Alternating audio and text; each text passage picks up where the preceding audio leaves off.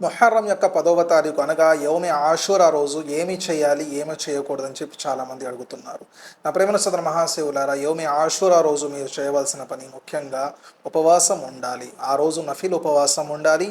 అదే విధముగా ఆ రోజు ఎక్కువగా అల్లాహ్ యొక్క నామస్మరణ చేయాలి. అదేవిధంగా ఆ రోజు మీరు ఎక్కువగా ఖురాన్ యొక్క పారాయణం, ఖురాన్ యొక్క పఠనం చదవడానికి ప్రయత్నం చేయాలి.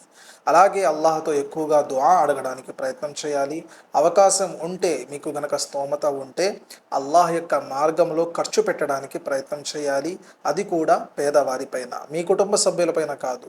ఎందుకంటే మీ కుటుంబ సభ్యులు అని మేము అంటే వెంటనే మీ ఇంటి ముందు టెంట్ వేసి అందరికీ భోజనాలు పెట్టడం మొదలుపెడతారు. అలా కాదు. ఎవరైతే పేదవారు ఉంటారో, ఒక పూట భోజనం తిని మరో పూట భోజనం తినకుండా పడుకుంటూ ఉంటారో అలాంటి వారిని గమనించాలి.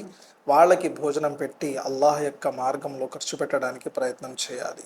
నా ప్రేమల సోదర మహాశివులారా, ఈ పనులన్నీ కూడా చేసి ఆ యొక్క రోజుని సంతోషంగా గడిపితే సరిపోతుంది. అంతే తప్ప పెద్ద పెద్ద టెంట్లు వేయడం, అక్కడ భోజనాలు వండి పెట్టడం, ఇవన్నీ కూడా షరియాత్‌లో లేని విషయాలు.